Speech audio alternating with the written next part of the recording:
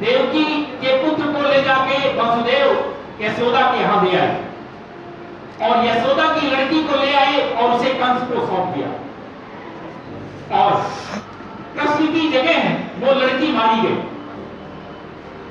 एक दिन जब कृष्ण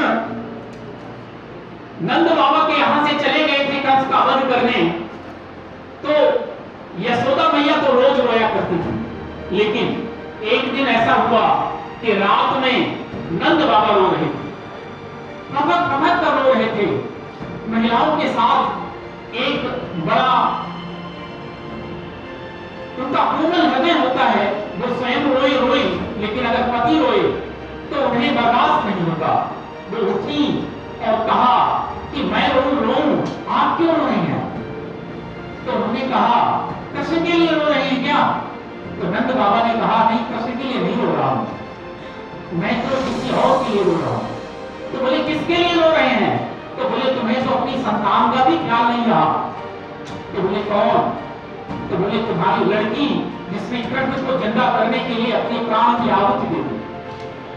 तो आप ये ध्यान रखिएगा कि अगर एक कान्हा को कृष्ण बनाया गया, कान्हा भगवान श्री कृष्ण बने, तो उसके पीछे नंद बाबा का त्याग शामिल था, उसके पीछे यशोदा की ममता शामिल थी, उसके पीछे देवकी का प्यार शामिल था, उसके पीछे माया का बलिदान शामिल था। आप जहां हैं उसके पीछे आपकी मां की ममता शामिल है।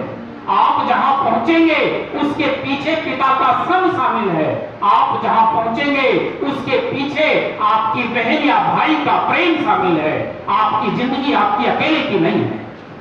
इसलिए जब इस जिंदगी के साथ कोई ऐसा काम करिएगा जो काम आपको नुकसान पहुंचाए, तो आप केवल अपना पर ध्यान नहीं करिएगा, आपको यहां तक पहुंचाने में जिन माँ बाप ने अपने पसीने बहाए हैं, जिन माँ बाप ने अपने सपने बेचे हैं, जिन माँ बाप ने फटे हाल रह के आपको पढ़ाया है, जिन माँ बाप ने अपने पेट की भूख को बनाए रखते हुए आपके लिए फीस इकट्ठा की है, वो माँ बाप का कर्ज है आपके जीवन पर।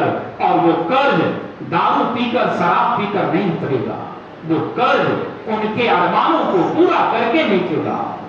इसलिए जब कभी भी ऐसी स्थिति आए तो आप उनका ध्यान करिएगा। आप मुझे ये बताइए कि इतना बढ़िया जीवन मिलने के बाद हम उस नशे के आदी हो जाएं जो हमारी जरूरत है ही नहीं। बेटो, अभी आप जिस उम्र में हो ना, ये ऐसी उम्र है जो अगर आपने थोड़ी दृढ़ता दिखाई तो आप कहां पहुंचेंगे पता नहीं, और अगर इस उम्र में आपने थोड़ा सा भी अपने रास्ते से भटके तो भी आप कहां पहुंचेंगे ये पता नहीं। जो लोग नशा करते हैं, कभी हॉस्पिटल जाइएगा, देखिएगा उनकी स्थिति क्या होती है। किसी को कैंसर हो गया है, किसी को अटैक आ गया है, किसी को पैरालिसिस हो गया है। यहां जो बच्चे बैठे हैं उनमें दो तरह के बच्चे होंगे। एक वो होंगे जिनके अभिभावक भी नशा कर रहे हैं, और एक वो होंगे जिनके अभिभावक नशा नहीं कर रहे हैं। जिनके अभिभावक नशा कर रहे होंगे उनके घर में कलह होगी। आप सोचिए कि अगर आपके अभिभावक ने गलती की तो आप सुख चैन की जिंदगी नहीं जी पा रहे हैं, तो क्या वही गलती आप दोहराना चाहेंगे जिसके कारण आपका परिवार नष्ट हो रहा है? नहीं दोहराना है। और जिनके माता पिता नहीं कर रहे हैं, तो जैसी उनकी खुशहाल जिंदगी जी रही है, चल रही है, वैसी ही खुशहाल जिंदगी को यदि बनाए रखना है तो आपको कभी नशा ना करने का संकल्प लेना है। अरे नशा करना है तो नशा करिए ना मां से प्रेम का, नशा करिए ना पिता से प्रेम का, नशा करिए ना इस राष्ट्र से प्रेम का, नशा करिए ना भाई की सुरक्षा का, नशा करिए ना बहन की सुरक्षा का, नशा करिए ना समाज की प्रगति का। नशा समाज की प्रगति का करिए, ना कि समाज को नष्ट करने का नशा करिए। इस समाज को यदि प्रगति के पथ पर कोई ले जा सकता है तो वो युवा पीढ़ी है, लेकिन दुर्भाग्य है कि वो युवा पीढ़ी जिसे इस समाज की प्रगति का जिम्मा